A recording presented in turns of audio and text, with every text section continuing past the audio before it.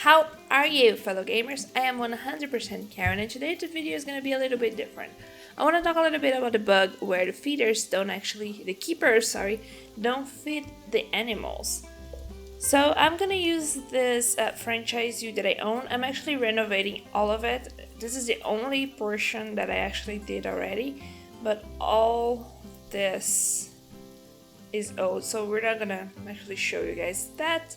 We're gonna focus on this new area. So first, let's see how feeding should work. Here we have the Pifu exhibit. They are hiding from the rain. So cute. The food is not. That's sad. But let's see how it should work. So let's call the keeper to the habitat. So the keeper arrived. Jolene. She checked out the habitat. Let's see what she's gonna do. She's going to the keeper hut. So the animals must be hungry. So that's what happened. What usually happens. The keeper comes in, check if animals are hungry and if there's no food or maybe old food, and then runs to the keeper hut to prepare it. Now she's filling the Richman item, which is a slow feeder, first. And let's see, she's gonna fill the bowl as well.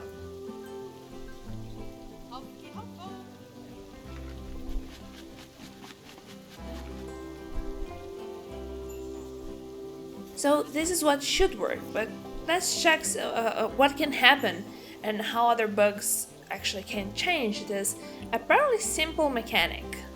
A common mistake that I have seen around and nobody actually talked much about it is that when you click the call keeper button, the keeper will come running, but she got in, she checked, and let's see if it needs food. It doesn't, so they just leave. So when they just leave, this is not a bug, this is not a problem. It's most definitely just your animals are not hungry or they have the food that they need to survive. If you have a slow animal or if they're busy doing something else, they can be hungry with food in the bowl. So that may be kind of annoying, but it's kind of also how the game works. And as soon as the animal can, it will try to go and eat.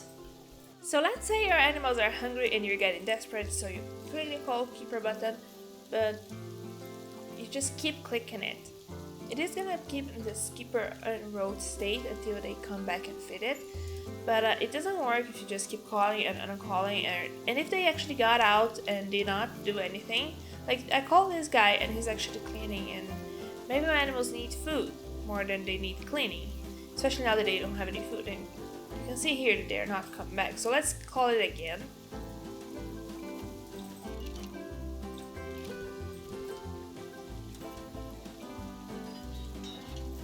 And here the keeper comes back. It's gonna check everything and it's leaving. So you call it again. Let's see if it comes back. Oh no, now it's gonna make food. No, it's not. So it's gonna come back. It's gonna check it out. And it's gonna leave again. Even if it needs food, you can see here that the Natalia is actually tired. So maybe she won't do it until she gets some rest, for example. But that's just one of the possible things. But the thing is, don't keep spamming the call keeper button, because maybe they have something else to do, especially if they work in more than one exhibit. Another problem may be the disposition of your keeper hut. So let's try it out with a keeper that takes care of the peafowls. So the keeper of the peafowls is assigned to the Indian peafowl zone. Let's change that zone a little bit. Let's edit it. Let's take this buildings out of it, and let's get these ones. Why not? She's getting in. She's gonna check if they need food.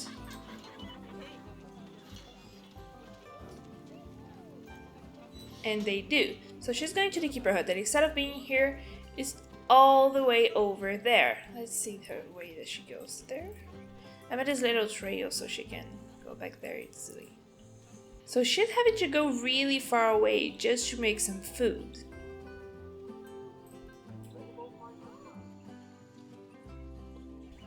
At least she's lucky though, because this area is rarely visited by actual visitors. Visited by visitors. So it's actually really free for her to run. But if it has way more people in it, it can take the walk here can take way longer. When I say way longer, I mean too long, meaning that your animals could actually die in between this time. So she made the food, and it worked obviously, but now she's gonna have to run all the way over there, and you can see that she's actually kind of tired. Also, the staff room is so far away. That's also true. She is gonna feed them, true, but still, it's so inefficient that it may actually cause really serious harm for all their workflow. Also, she's trained, so she's faster and she needs less rest in between her jobs, so everything is on her favor. If she was untrained, everything could go even worse. So try to keep your keeper hut always close to your exhibit. It is also always a good idea to check if they can actually reach the bowls. From what I have seen, if the animals can reach it, so can the keepers. But you can still try to move it around, maybe get it closer to the door, just to see if that's something that is actually making the feeding impossible.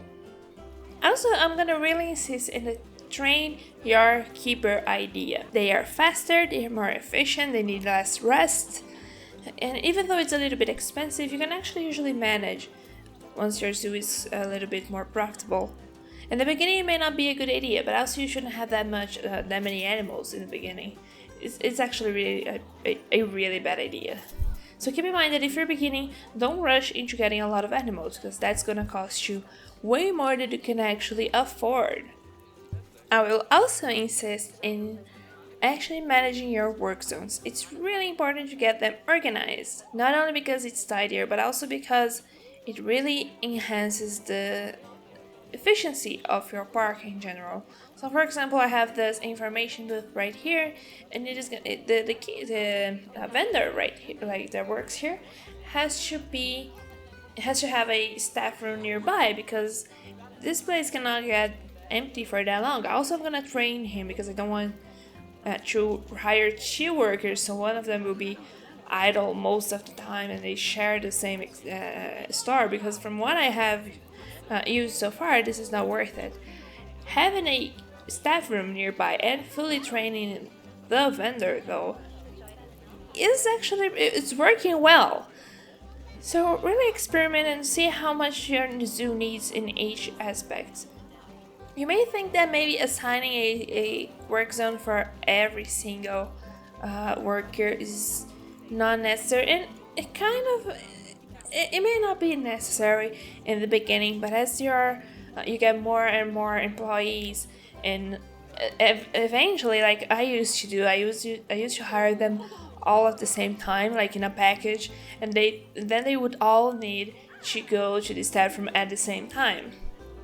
That is especially bad for keepers, since if they're not assigned a keeper hut, they will try to go to the nearest one that is available. The problem is, if I'm gonna show you guys an example, okay? Let's imagine that the Nile Monitor keeper, the Galapagos Tortoise keeper, and the Peafowl keeper, they all want to go to prepare some food at the same time, and I only have one keeper hut, like right here in the beginning of the bar. Like, let's say it's a small one right here. And oh no, it has died. Ignore the dead panda, please. And they all have to go at the same time, so they obviously can. So they may have to go, I don't know, all the way over there to find another place. Please ignore the ugly zoo; it's under renovations. So that's gonna make them so they take way longer to feed your animals, and that's another problem. So it's important to test these things out. I'm not saying that your game is not bugged, it can be. And if it is, Frontier has a page, a report issue page, where you can tell them about what is happening so they can investigate. Even if it takes a while, it's still worth it, I think.